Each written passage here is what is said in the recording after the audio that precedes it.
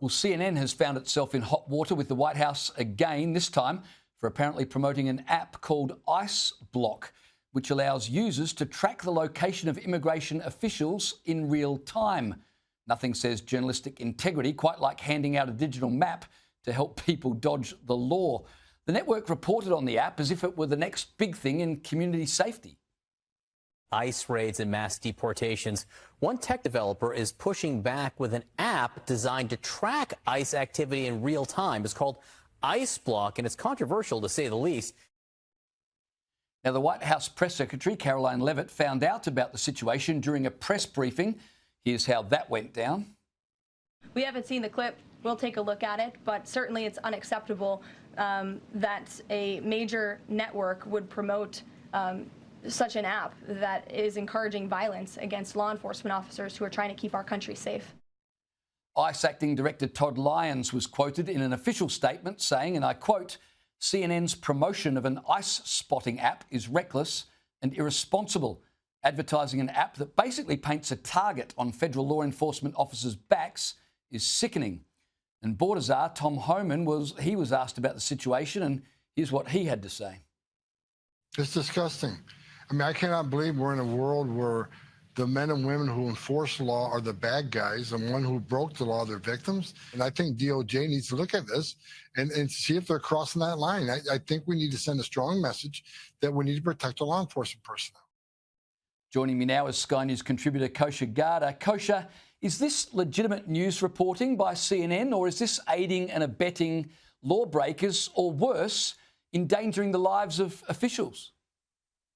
Good to be with you, James. I think from a legal perspective, they're probably not in legal peril because they are just reporting on something as unsavory as the reporting may have been about an app that's out there.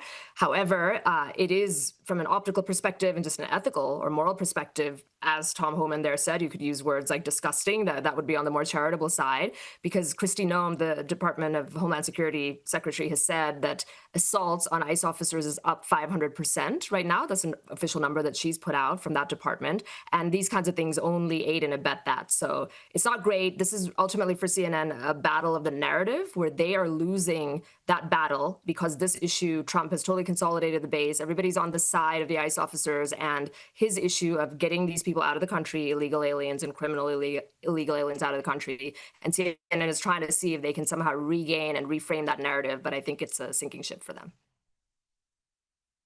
Well, speaking of all of that, trying to get the illegal migrants out of the country, Trump has made a visit to a new migrant centre in Florida dubbed Alligator Alcatraz. The site features hundreds of security cameras, 28,000 feet of barbed wire, more than 400 security personnel. And during the visit, President Trump made this observation about Joe Biden. Have a listen. If any of the news claims they're keeping him out in the hot, humid South Florida, that is wrong. It's probably 62 degrees here, to be honest. Or 72. Hey, Biden wanted me in here, okay? He wanted me. It didn't work out that way, but he wanted me in here.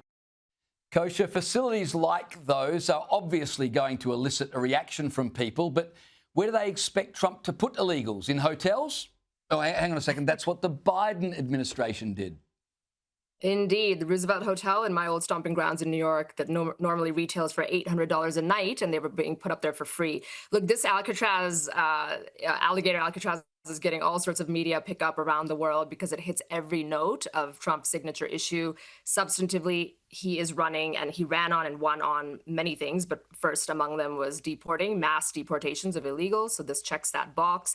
Secondly, it shows the execution of it and like how you get this done, the cooperation between the state of Florida and the federal government, while you have other states that are actually deliberately uncooperative. And then the optics of it, that this is in Florida swampland, that has lots of alligators and pythons around it. So it really creates this natural moat, and it's really a deterrent that hopefully will increase the self-deportations, which is another plank in Trump's policy platform. There's 1 million people who've elected to self-deport because as we're getting serious with immigration deportations in the U.S., they don't want to wind up in places like these. And hopefully this kind of thing will increase that number, which makes everything easier and better for everybody.